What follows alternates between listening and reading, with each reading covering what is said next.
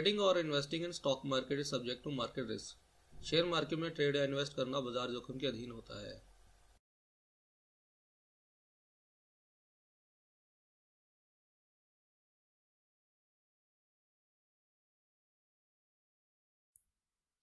Hello friends, कैसे आप लोग? पूरी उम्मीद करता हूँ सभी बढ़िया से होंगे। फ्रेंड्स, जैसा कि आपको पता है कि अप्रैल महीने में जो कंपनीज होती हैं वो अपने Q4 के रिजल्ट्स या कह लीजिए कि अपने एनुअल रिजल्ट्स को डिक्लेयर करती हैं। तो इसी टॉपिक पे मैं एक पहले भी वीडियो बना चुका हूं कि रिजल्ट कैलेंडर्स की जो डेट्स होती है वो आप कैसे फाइंड आउट कर सकते हैं। इसी सीरीज को आगे बढ़ाते हुए आज के इस वीडियो में मैं आपके साथ शेयर करूंगा कुछ शेयर्स की एग्जांपल जब उनके लास्ट ईयर क्वार्टर के जो रिजल्ट्स आए थे उन रिजल्ट वाले दिन या रिजल्ट के अगले दिन उन शेयर्स ने किस तरीके से बिहेव किया था, यानी उन शेयरों ने कितने परसेंट अपसाइड या डाउनसाइड वाली मूवमेंट दी थी। ये जो शेयर्स मैंने यहाँ पे एग्जांपल के लिए लिए हैं ये प्योरली रैंडम बेसिस पे एग्जांपल है।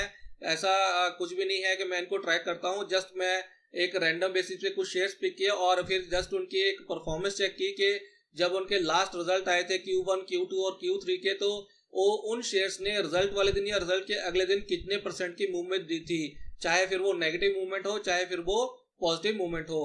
वीडियो स्टार्ट करने से पहले आपको एक डिस्क्लेमर देना चाहूंगा कि ये जो यहाँ जो भी ये डाटा मैंने बनाया है ये प्योरली हिस्टोरिकल डाटा है। आप देख सकते हैं Q3 तक का डाटा है, February 17 तक का डाटा है जो कि बीत चुका है, यानी हिस्ट्री बन चुका है। ये डाटा प्योरली दोनों एक्सचेंजेस पे अवेलेबल है, आप खुद भी इसको बना सकते हैं। बट यहाँ पे मैं इस बात की बिल्कुल भी गारंटी नहीं दे रहा हूँ कि ये जो शेयर्स हैं या जो भी इनकी जो परफॉर्मेंस लास्ट क्वार्टर में रही थी या पिछले क्वार्टर्स में जो इनके रिजल्ट आए थे उस वक्त जो भी इनकी परफॉर्मेंस रही थी, चाहे वो नेगेटिव थे चाहे पॉजिटिव थे, वो आने वाले इस क्वार्टर में भी इसी तरीके से परफॉर्म करेंगे। उम्मीद करता हूँ आपको ये डिस्क्लेमर समझ में आ गया होगा कि ऐसी मैं कोई भी भविष्यवाणी या प्रेडिक्शन नहीं कर रहा हूँ कि ये शेयर्स इस क्वार्टर में भी इसी तरीके से बिहेव करेंगे।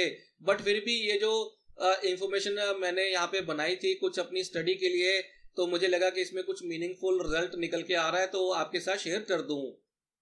चलिए अब मैं आपको इस एक्सेल शीट के बारे में थोड़ा सा बता देता हूँ। यहाँ पे देखिए इस कॉलम में शेयर का नाम लिखा हुआ है, ये डेट ऑफ रिजल्ट है। Q1 का डेट ऑफ रिजल्ट मतलब जब Q1 के रिजल्ट आए थे तो कौन सी डेट में उनके रिजल्ट डिक्लेयर किए थे।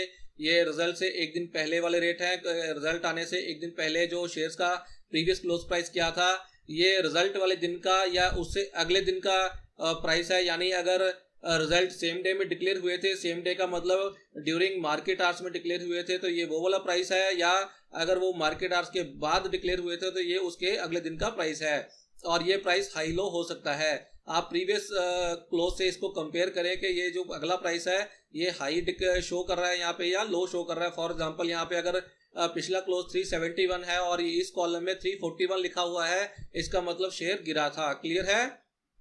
इसी तरीके से ये सारी जो शीट है वो कंप्लीट की गई है। अब अगर आपको ये जानना है कि ये जो प्रीवियस क्लोज और ये हाई लो और ये परसेंटेज मैंने कैसे कैलकुलेट की है, इसके लिए मैं एक ऑलरेडी वीडियो बना चुका हूं। अगर आपने देखा हो ये वाला वीडियो रिजल्ट कैलेंडर का, अगर आपने ये वाला वीडियो नहीं देखा तो आप इसमें देख लीजिए। उसमें मैंने बताया था कि ये हम लास्ट जो रिजल्ट आए थे कंपनीज के वो उनकी डेट कौन सी थी, उसने कितने परसेंट की मूवमेंट दी थी, वो सारा कुछ मैंने इस वीडियो में ऑलरेडी बताया हुआ है। आप यहां से उसको देख सकते हैं कि ये वाली जो कैलकुलेशन है मैंने किस तरीके से की है।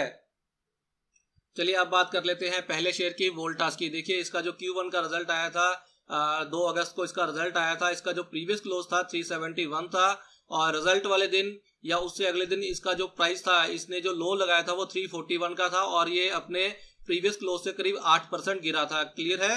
ये अपने प्रीवियस क्लोज से करीब 8% गिरा था। इसी तरीके से इसका जो Q2 का रिजल्ट आया था वो 16 नवंबर यानी 16 नवंबर को आया था। इसका जो प्रीवियस क्लोज प्राइस था 322 था और इसने जो लो लगाया था 297 का लगाया था और यहाँ भी ये करीब करीब 8% नेगेटिव रिटर्न दी थी। क्लियर है? इसी तरीके से का जो Q3 का रिजल्ट आया था 14 फरवरी को आया था। इसका जो प्रीवियस क्लोज था 339.90 पैसे था। इसने यहाँ पे हाई लगाया था 353.9 का और यहाँ पे इसने पॉजिटिव रिटर्न दी थी 4% की। क्लियर है? दूसरा शेयर है टीवीएस मोटर्स। इसका जो Q1 का रिजल्ट आया था 26 जुलाई को आया था। इसका जो प्रीवियस क्लोज था 390 पैसे था और इसने भी रिजल्ट वाले दिन या उससे अगले दिन जो लो लगाया था 285 का लगाया था और इसने नेगेटिव रिटर्न दी थी 5% की। क्लियर है? इसी तरीके से इसका जो Q2 का रिजल्ट आया था वो 27 अक्टूबर को आया था। प्रीवियस क्लोज प्राइस था 399.95 और इसने हाई लगाया था रिजल्ट वाले दिन या उससे अगले दिन 420 का और रिटर्न थी 5% की। क्लियर है। इसी तरीके से इसका जो Q3 का रिजल्ट इसने डिक्लेयर किया था 24 जनवरी को। प्रीवियस क्लोज प्राइस था 381, रिजल्ट वाले दिन या उससे अगले दिन ये बढ़ा था यानी इंक्रीज हुआ था। इसने अपसाइड वाली मूवमेंट दी थी, करीब 6% के आसपास की अपसाइड वाली मूवमेंट दी थी और इसने हाई लगाया था 402 रुपये 75 पैसे का। थर्ड शेयर है अपोलो टायर्स। इसका Q1 का रिजल्ट आया था 9 अगस्त को। प्रीवियस क्लोज प्राइस था 181, इसने रिजल्ट वाले दिन हाई लगाया था 190 का और 5% की इसने पॉजिटिव रिटर्न दी थी। Q2 का रिजल्ट आया था 9 नवंबर को। प्रीवियस क्लोज प्राइस था 197.55, लो लगाया था 177.8 का, नेगेटिव रिटर्न दी थी 10% की। Q3 का रिजल्ट आया था 1 फरवरी को। प्रीवियस क्लोज प्राइस था 180.4, इसने हाई लगाया था रिजल्ट वाले दिन 189 का और पॉजिटिव रिटर्न दी थी 4.77% की। फोर्थ शेयर है बैंक ऑफ बड़ौदा। इसका Q1 का रिजल्ट आया था 11 अगस्त को। प्रीवियस क्लोज प्राइस था 160.4, इसने लो लगाया था रिजल्ट वाले दिन या उससे अगले दिन 145 का, नेगेटिव रिटर्न दी थी 9.6% की। Q2 का रिजल्ट आया था 11 नवंबर को। इसका प्रीवियस क्लोज प्राइस था 165, इसने हाई लगाया था 177.25 का, पॉजिटिव रिटर्न दी थी 7.42% की। Q3 का रिजल्ट आया था 10 फरवरी को। प्रीवियस क्लोज प्राइस था 184.05, लो लगाया था 168 का, नेगेटिव रिटर्न दी थी 8.72% की। अगला शेयर है बैंक ऑफ इंडिया। इसका Q1 का रिजल्ट आया था 12 अगस्त को। इसका जो प्रीवियस क्लोज प्राइस था 103.6 था, इसने हाई लगाया था 115.65 का और पॉजिटिव रिटर्न दिया था 11.63% का। Q2 का रिजल्ट आया था 10 नवंबर को। इसका जो प्रीवियस क्लोज प्राइस था 109.75 था और इसने हाई लगाया था रिजल्ट वाले दिन 125.2 का और पॉजिटिव रिटर्न दी थी 14% की। इसी तरीके से Q3 का इसका रिजल्ट आया था 9 फरवरी को। इसका जो प्रीवियस क्लोज प्राइस था 132.7 था और इसने हाई लगाया था 138.5 का, पॉजिटिव रिटर्न दी थी 4.37% की। अगला शेयर है यूनियन बैंक ऑफ इंडिया। इसका Q1 का रिजल्ट आया था 6 अगस्त को। प्रीवियस क्लोज प्राइस था 137.1 का, इसने लो लगाया था 127.10 का और इसने नेगेटिव रिटर्न दी थी 7.29% की।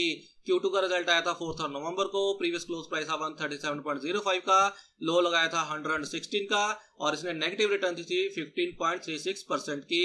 इसी तरीके से Q3 का रिजल्ट आया था 8 फरवरी को। प्रीवियस क्लोज प्राइस था 168.35 का, लो लगाया था 152.2 का और नेगेटिव रिटर्न दी थी 9.59% की।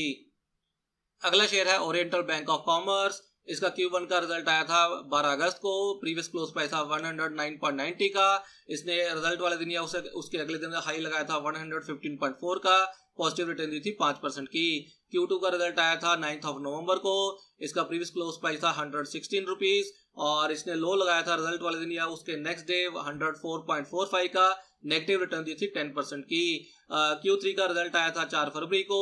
प्रीवियस क्लोज प्राइस था 130.80 पैसा और इसने लो लगाया था 123.65 का, नेगेटिव रिटर्न दी थी 5.47% की। अगला शेयर है हेक्सावेयर का। इसका Q1 का रिजल्ट आया था 29 जुलाई 2016 को। इसका जो प्रीवियस क्लोज प्राइस था वो था 229.90 पैसा, इसने लो लगाया था 219.55 का, 4.5% की नेगेटिव रिटर्न दी थी। Q2 का रिजल्ट आया था 25 अक्टूबर को। प्रीवियस क्लोज प्राइस था 197.10 का, हाई लगाया था 210.50 का, 6.8% की पॉजिटिव रिटर्न दी थी। Q3 का रिजल्ट आया था 7 फरवरी को। प्रीवियस क्लोज प्राइस था 196.45 का, हाई लगाया था 205.75 का, 4.73% की पॉजिटिव रिटर्न दी थी।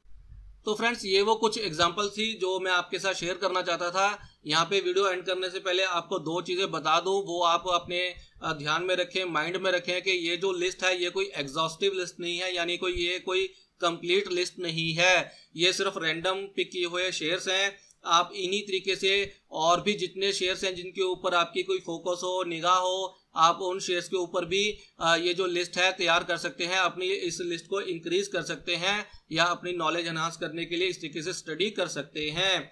और दूसरा मैं आपको ये बताना चाहता हूं कि जैसे कि मैंने आपको पहले बताया कि ये कोई भविष्यवाणी या प्रेडिक्शन नहीं है, कि ये जो शेयर्स मैंने यहाँ पे आपके साथ डिस्कस किए हैं जो कि हिस्ट्री बन चुके हैं, जिनके जो परफॉर्मेंस आई थी वो हिस्ट्री बन चुकी है, ये आने वाले फ्यूचर में भी इस तरीके से बिहेव करेंगे, इसकी कोई गारंटी नहीं है। तो इस बात का आप बिल्कुल ध्यान रखें। तो फ्रेंड्स, अब मैं उम्मीद करता हूं कि आपको ये वाला वीडियो भी पसंद आया होगा, और अगर पसंद आए तो इसे लाइक करना ना भूलें और मेरे चैनल को सब्सक्राइब करना ना भूलें, सो दैट मेरे आगे से आने वाले वीडियोस के बारे में भी आपको नोटिफिकेशन मिलती रहे। और मैं आपसे अगले वीडियो में मिलूंगा। Thank you, bye bye.